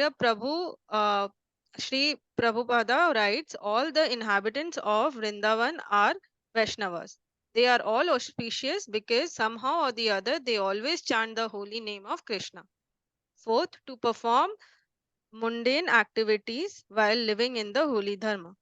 Fifth, to utilize the dharma for personal economic benefit by commercializing deity worship and sanskita, sans, sankirtana in the holy dharma. To think that the holy dharma belongs to a mundane country or province such a such as Bengal. To think that Lord Dharma is equal to a place connected with some demigod, or to attempt to measure the area of the holy dham. 7. To commit sinful acts while residing in the holy dham. 8. To consider Vrindavan Dharma as different from Navadipa Dharma. 9. To blaspheme the sastras that asserts the glorious position of holy dham. 10. To be faithless and think that the glories of dharma are imaginary. Sri Prabhudeva explained that the results of all devotional activities performed in the holy dharma are magnified 1,000 times. Therefore, one can make rapid advancement in if one lives offenselessly in the holy dharma. But if we commit offenses, the results of those offenses are also magnified 1,000 times. Therefore, one is advised to carefully avoid committing any offenses in the holy. We can discuss some other time. We can separately discuss because that is not the main topic, no. But we need to understand. So when you if you're going for holy dham, then it's better to read this actually before going for yatra or something. No? So we should be aware because otherwise we'll be doing mistakes in the dham. The mood Yes, actually sir. we need to develop the right mood.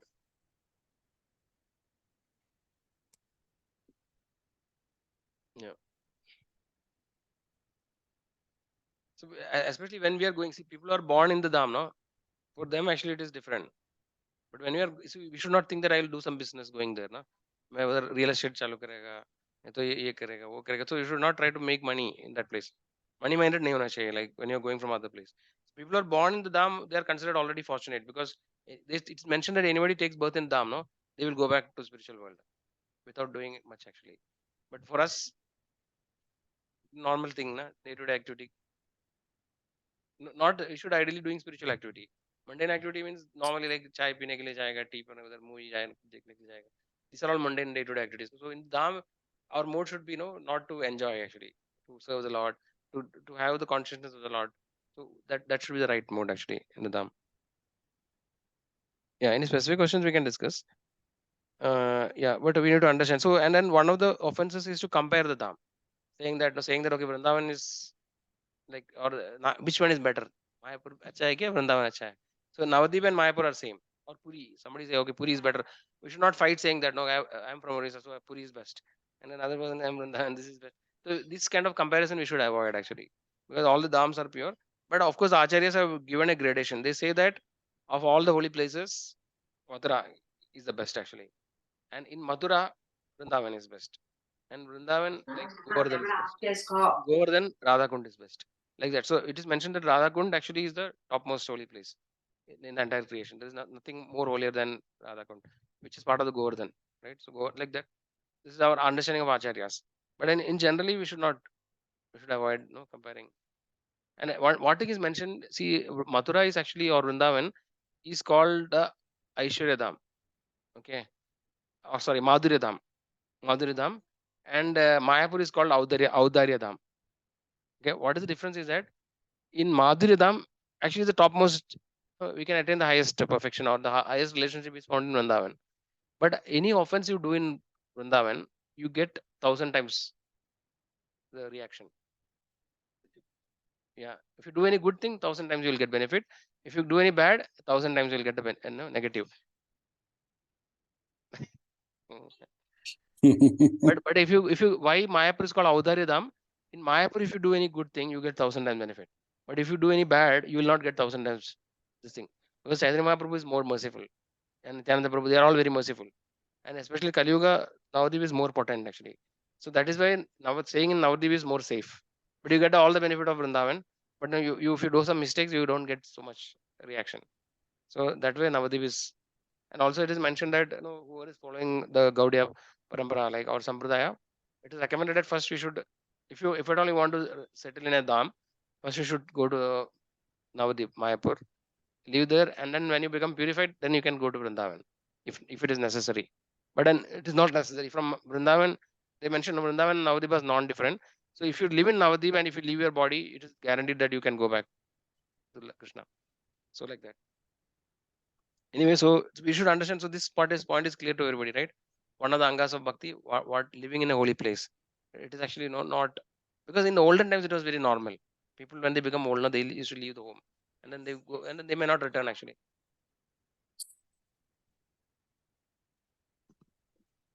My team member, her grandfather, just 1 month back, he went to Banaras and he said, I'm not coming.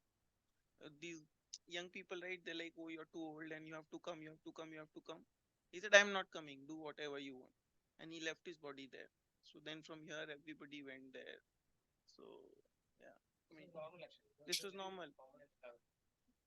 Now it's the last one is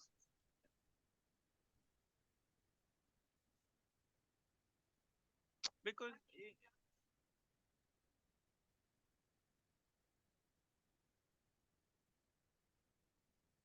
but the problem there is even if the old people want to go, we are the ones who stop them saying hospital is not there, who will take care of you, I can't come with you, I can't take care of you there, you can't go. So that's another problem these days. We don't have understanding because we don't have the understanding of the situation. So we are almost at the end. One last question is the two questions are there. I'll try to combine them. So share your experience and realization of visiting a holy place of pilgrimage. Have you visited as a group with devotees or alone? Is there any difference in your experience?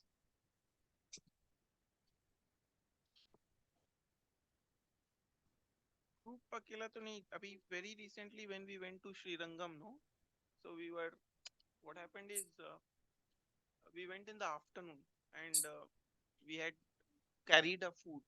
So in Sri Rangam outside the temple there was complete silence. Afternoon everybody was sleeping and we were sitting and all houses there is all devotees house. All are either Brahman or somebody who's. So we were sitting outside. We were having our food outside only. It was so peaceful, so blissful. I think I've had the best food I can ever have. Nothing different. The same home food. We just took there. We parked our car. We were hungry. We just sat there in open air. Nothing. Full peace, calm, and all houses were small huts. So we had our food. Then we went inside the temple. So silent, so peaceful. It was such a nice environment that I think I felt ate the best food I could have. Then I think again on going in group will be better because if you do that devotional activity together, you get more benefit rather than doing it.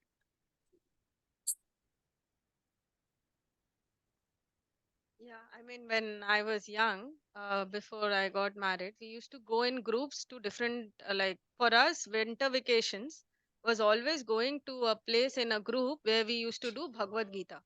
So we used to, like, there was some Prabhuji who used to perform Bhagavad Gita for 7 days. All the families, we were around 50 families all together. We used to go in a train to use the entire. So for Bhagavatam, okay. So that is different from Bhagavad. Bhagavad Sapta. So 7 days, they used to preach that entire this thing. So for us, holiday was that. But then, still at that young age, my best memories are that only because for us, it was never like, we were preaching God, but then we were brought in such a way, since we were in a group, we used to feel like an holiday. I think if that was done alone, that would be like, you are that is not especially when you're young, it wouldn't be like a holiday to you.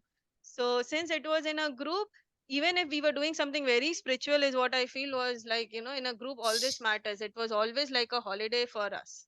So that's a difference when you go alone and in a group.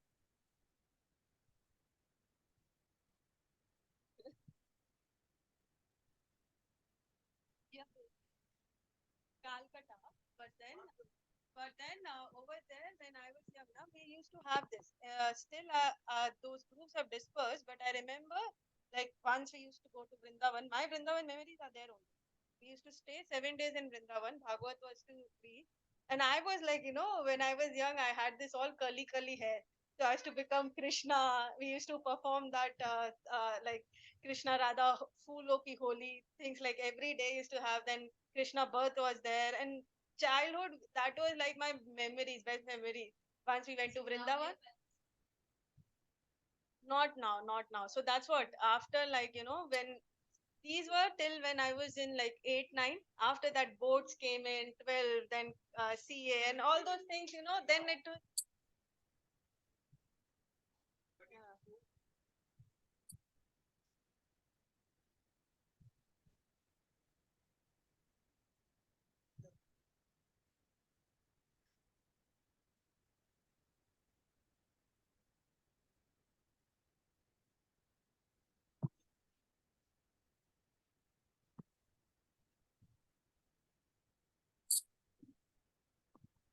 Those, it was always about different. And then if the Monday is not there, they don't need some people whom they need to drive. People who can bring everybody together, take control of, arranging everything. So they were there Mandali that time also. But then the thing was, these people were associated, and they always used to choose places like Vrindavan, Mathura, we went. Rameshram also that time I came, even though when we were staying in Calcutta. So like that, and that 7 days was like full. Even I'm telling you, it was winter vacation was a big thing for us. But then we used to love that, and we used to go as a family. All my cousins' family, since it was spiritual, all cousin family, everybody used to go there together. I also think I think a lot of Gujaratis, they actually go to Vrindavan, they come Yes, together. they In many buses they come, Yeah. so they go together as family. More strong bond is there. So whatever Krishna, whatever service we do, knowing or unknowing that Krishna never forgets. So that is why he has given you a chance again. Become more serious, focus. Because you have done too many unknowingly. Same with me. I have already visited so many places and now they are listed here. So I feel so fortunate. Like I didn't realize even during my school days, and also like a year ago we had visited Puri. So my husband's family have visited many times, but for me it was the first time. But when I saw the Puri Jagannath temple from very far, I mean, I got tears. I don't know how and why, but I got tears. Yes, maybe, but yeah. So, and yeah, and uh, going to Mayapur, and I remember we had gone to Mathura and Vrindavan during Holi. During Holi, it was. Yes. Yeah. So it was a great experience. But yeah, we didn't do the Govardhan. That I didn't do. But I saw in few YouTube vlogs like how it is done. Like inner parikrama there is their outer parikrama, which goes through Rajasthan and then coming back in UP. So I saw those vlogs and I feel I'm quite interested. But 22 kilometers is and I might need a different kind of fitness for that. Yes. That a lot of people like they come from other Rajasthan and all. So they do Dandavat Parikram. See, just walking walking itself is so tiring, na? If you walk, your leg will be completely gone. We've done few times, so it's very tiring. So they do this families, no, like husband, wife, kid. They will do Dandavat. Means pay obeisance, then move on, pay obeisance like that full Dandavat. So and then there are also some what do you call sadhus are there who actually who their entire life is only parikrama. What they do is that each place they do 108. This one place they will do 108. There will be 108 stones. So they will move one dandavat. They'll do move one stone. Then the second dandavat like that 108 times they'll put pray obeisance in one place. Then they will move to the next one. So their entire life is there only. They spend like that. So it depends on how much faith you have, right? So those are like something which is very difficult for us. At least we can walk if possible, or at least do parikrama in any way. So that actually has so much of benefits. So that is what. And one important thing, no, what is the difference between going alone and going in a devotee? See, the Dham actually has many layers. Okay, because Dham is spiritual. The real Dham is spiritual. So when we go ourselves, no, without a spiritual leader or a guru who was pure devotee, then the Dham is not fully revealed to us. Okay, we will just see the superficial. We will just scratch the surface because actually there is much more depth to the Dham. So when you go with the pure devotee, we can realize much more things, which will not happen when we do go with friends and just like picnic. If you go, our definitely we get the benefit of going to the Dham, but actually the effect of purification that happens is limited. Actually, a pure devotee, the Dham is revealed to the devotee, pure devotee. They say the pure devotee like Goswami, they can see the Lord actually still playing the pastimes, which actually definitely we cannot see, right? So when we go with such devotees and then we hear about the Lord, about pastimes in the different places, they will say, okay, this is Ter Kadam, no, here that Krishna used to come to tend the cows, and then here Krishna used to take the bhojan with the devotee. So when we really see fear from pure devotee, actually our heart becomes so much purified. The effect is much more magnified. So that is why it is always recommended to go with the devotees. And secondly, another thing, if you just go as a husband and wife, then our tendency will be like to take it like more casual. Whatever we normally do, okay, chalo shopping karenge there. We'll do normal thing, like we'll not have that purity in mind. Actually, we'll be doing normal activities, so which actually will not get the benefit. So that's why when you're together, then our mind will be different, mindset will be changed. But we are alone, then we want all the comfort. Like so, little bit you go, and then we'll take rest of this. So we'll not have that kind of a what you call enthusiasm to really go more deep. So that is why better to go with devotees. It's always recommended actually. Otherwise, it will be like this, like a cockroach in the ship. A cockroach also will go to the ship, but it will not understand anything about the ship. He'll just go and come. but when we are a normal person, we understand much more thing, right? So like that. So it is recommended always to go with devotees, and also we'll be more conscious. We will not commit offenses, no, because people are watching. Okay, चल रहा है, अभी थोड़ा अच्छा. We'll be, yeah.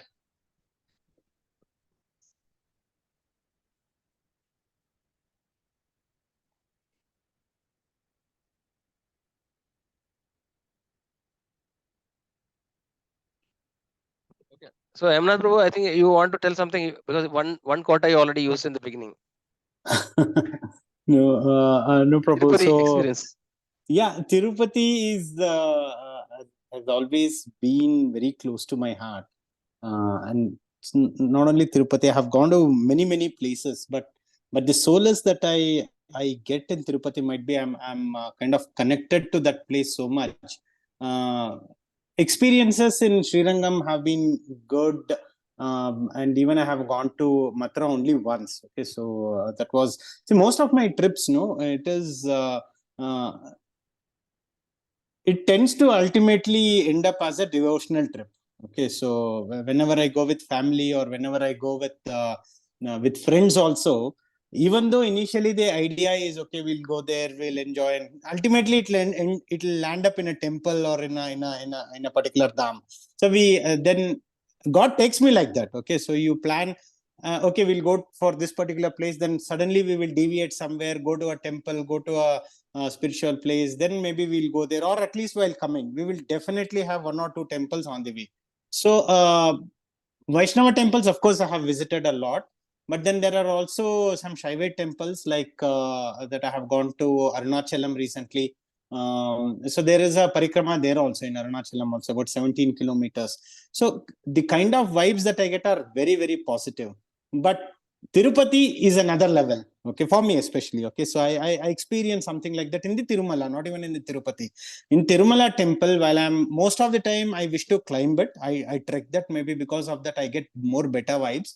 And Tirumala inside the temple, whenever I go, I have those experiences like can't be expressed, so deep, so attached, and ultimately you will some kind of tears will roll out of your eyes whenever I go to Tirumala inside the temple and come back, right? So very fortunate, and of course with ISKCON, whatever trips I have done have all been very fascinating. Okay, and one opportunity I had to go with all the devotees to Mayapur. Okay, that was before my marriage, and that was also awesome. Okay, so we were fortunate. We went to Navadvip, we went to Mayapur, and we also went to Jagannath Puri, and we went via Calcutta, and there was also a Konark Sun Temple. I think that also we visited as part of the trip. So all those memories are always fresh for me, and whatever discourses we get in these trips, they are very memorable. So they stick on all those stories that they tell, pastimes that they tell about the god and all. Like we went to Srirangam, and all those lectures that they always come to me as a rebounds of memory. So whenever I think of Srirangam, I get all those stories. Okay, so of one was like a lord coming and standing next to the guy who lights the lamp and listening to the Bhagavatam. Then that guy says, what do you think? This is some Treta Yuga or something. This is Kali Yuga. Go and sleep there. So Lord goes and sleep there. So such stories, whenever, I mean, they're awesome. I have to just think of that Dham's name and all these things. So this is a plus point of going with the devotees. You just go to a particular place and they make you sit there. They give the pravachans. They give the pastimes of that place, and you have to just think of that place. And it's a pointer. That's all. You think of Srirangam, and all those pastimes will just immediately come to my mind. So that's the best experience that I get, and relish those thoughts whenever I come to whenever I think of those dhams. Now also every story whatever I have heard in our Srirangam trip, that was one. The second story of how the Lord came through the sun, through Rama and through Vibhishan, and how it got established there. That story keeps coming to my memory every time. The story of how attacks happened, and the story of how Lord played with the acharyas there, and Lord and Ranganayaki played, telling that I will not marry you, I will go away from you. All those stories keep coming, and it's so relishing whenever we think of those things, right? So this is the plus point of going with the devotees. You go with the family, right? You go with the family, as Prabhuji said, you do the darshan, then you go for your normal shopping, eating and enjoying and all those things. But then yes, going with the devotees is always an opportunity to be given. If there is a plan, if there is a presence, I would love to go with the devotees. Thank you, Prabhu. Thanks for sharing. Yes, Prabhu. Thanks, Prabhu. See, that's what I mean. When we go with devotees, purification happens more.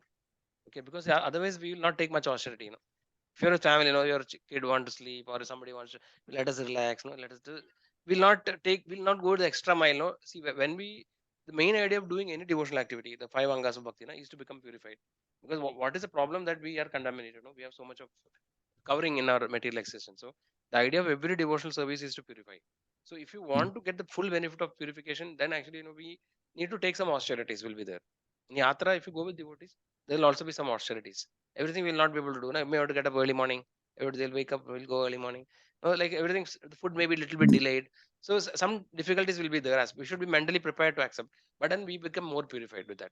But otherwise, everything is comfortable. No, then we will not be having that much benefit. So,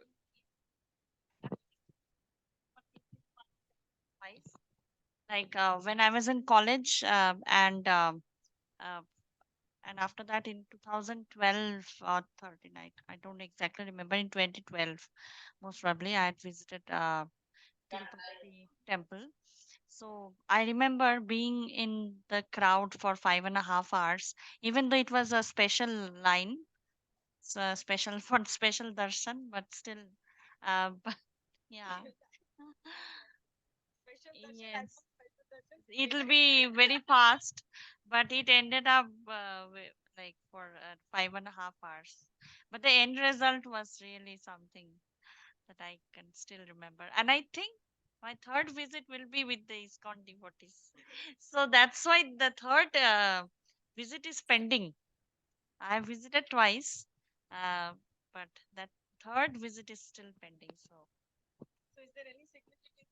No, it happened and automatically. I don't know. Yamuna Prabhu is expert of Tirupati. See, sometimes no, he's saying that we are attached to some place. It's also possible that in a previous birth, no, we would have been connected with the place. So we will see sometimes some connection or no something which we cannot understand. Right? It's also possible.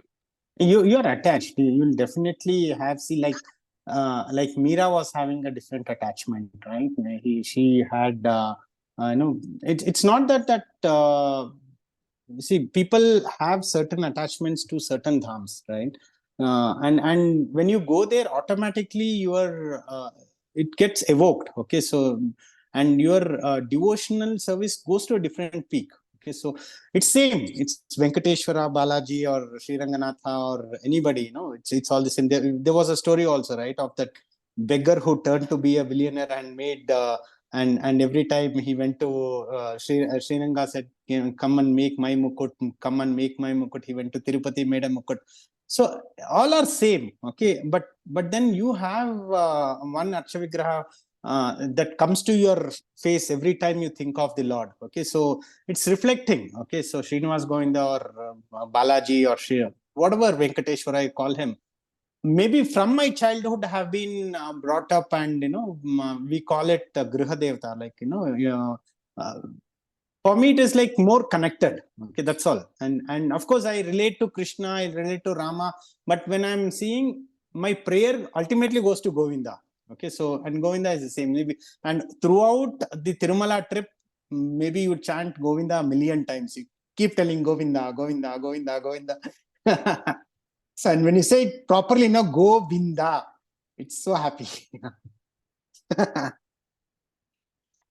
Right? Yeah. So I think we should plan one trip to Tirupati, Prabhu.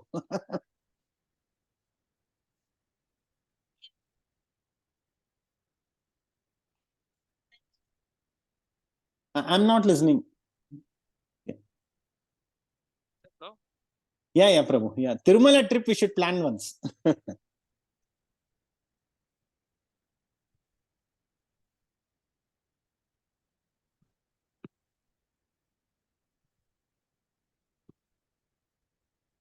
Preaching is the essence. One must constantly pray to the Lord for protection and blessings to preach.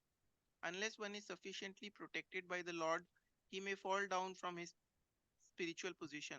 Therefore, one has to pray constantly to the Lord for protection and the blessing to carry out one's duty. Lord Chaitanya also entrusted his missionary work to his devotees and assured them of his protection against the onslaught of material affection. The path of spiritual life is stated in the Vedas to be like the edge of a sharpened razor. A little inattentiveness may at once create havoc and bloodshed, but one who is completely surrendered soul, always seeking protection from the Lord in the discharge of his entrusted duties, he has no fear of falling into material contamination. Srimad Bhagavatam 3.924. So we read preaching is essence, no, because that is the most important activity we can do to please the Lord. Because Krishna has told in Bhagavad Gita, no, there is nobody who is more dear to me than he who preaches this message to others. Because so many people are suffering in the material and they don't have any clue why they suffer, what is the purpose of the life. They're just wasting the time actually, even after. So that is why we should try to reach to maximum people, and then the Lord is very pleased.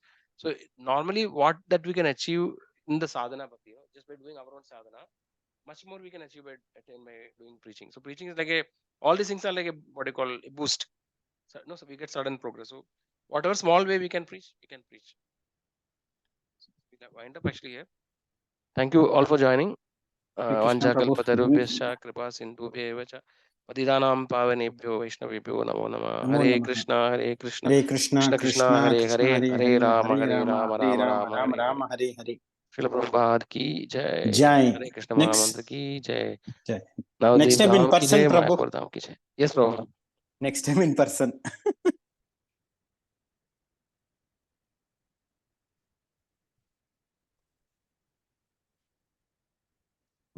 Prabhu, can I drop off? Yes Prabhu Yeah. Hare thank you Krishna. Thank you. Thank thanks you, for joining everyone. Very nice session, Prabhu. Thank you.